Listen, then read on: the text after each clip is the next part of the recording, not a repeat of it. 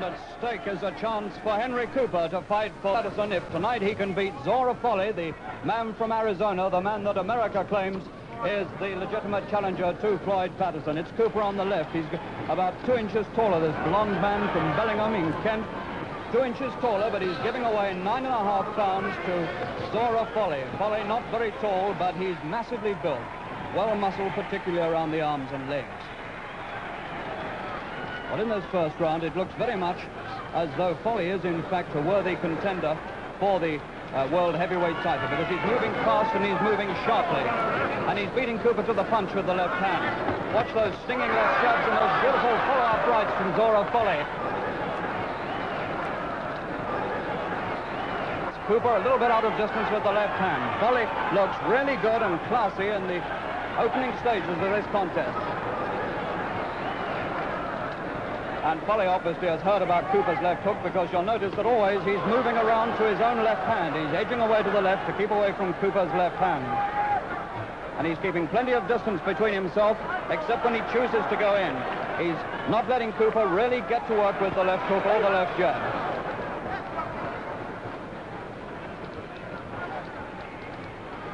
Folley very clever at tying his man up inside, and he comes out best in these clinches.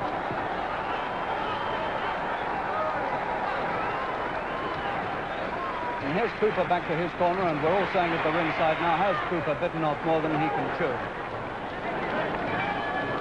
They come out for the third. Cooper on the right, taller, blonde, worried possibly about the left eye, because it's the left eye that invariably gets cut when he fights. And Folley knows this, and he's trying to cut that right eye, that left eye. Do you see how he put that right across there? Cooper must try and protect this left eye of his, because it really is vulnerable. And once that goes, it's a terrible handicap against a man of Folley's class.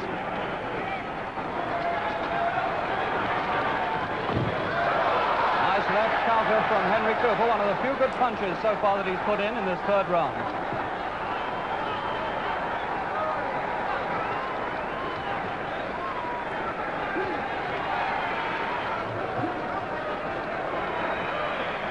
Whenever he gets the chance, Folley is stabbing away at Cooper's left eye.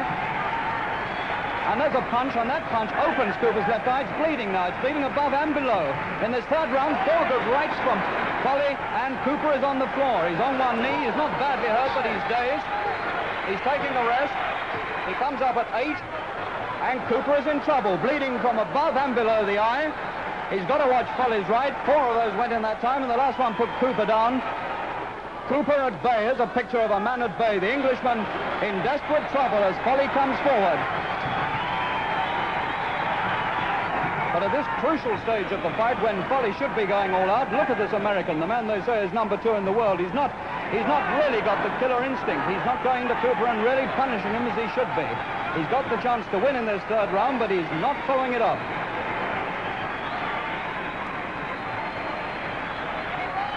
Well, there's the end of the third, and you can see that Cooper was let right off the hook.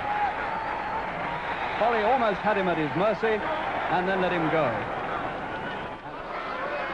It's been amazing the way that Folley has faded out in this fight, because he made such a promising start, and he really has tailed off now. He's not half the man he was. For a man who's had twice the experience of Cooper and has met some very tough opponents, and has beaten Nino Valdez, the scourge of English heavyweights, Folley is at the moment a disappointment.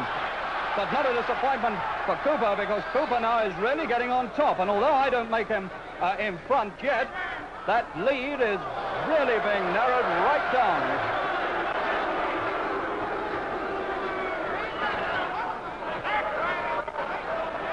And now we're in the 9th round. And at the beginning of this round, I only made Folley a quarter of a point ahead. So Henry Cooper is right in the fight with a chance to win, and the whole of Wembley knows it. Cooper being pushed to the ropes there more than a punch.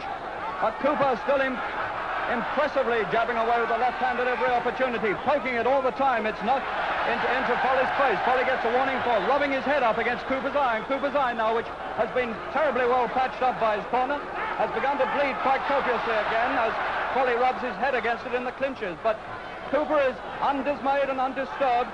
He's boxing the right way. He's outboxing and outjabbing Zora Folley, the number 2 in the world. Beautiful left hands all the time to Folley's face. Not much variety about it, but you don't need variety if you're doing well with one particular punch, and Henry Cooper is doing well with his left jab.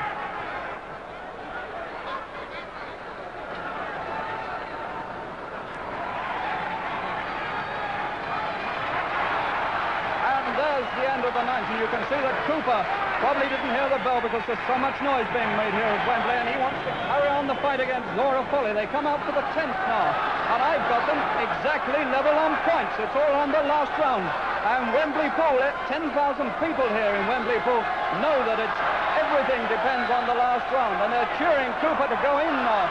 This is the last round. Here's the chance coming now for him to fight Floyd Patterson. If he can win this round, he's probably won the fight, and they want Cooper to go in now. Never mind about the cut eye, never mind about Zora Folley's right hand. Go in, Cooper, go in and win.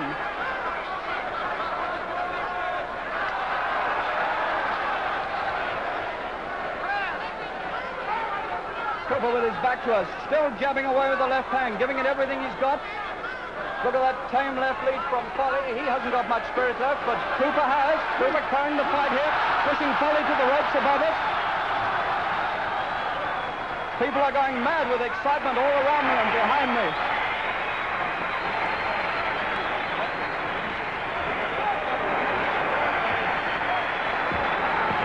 Standing toe-to-toe now, Henry Cooper with Zora Folley. Look at this effort he's putting in at the finish here.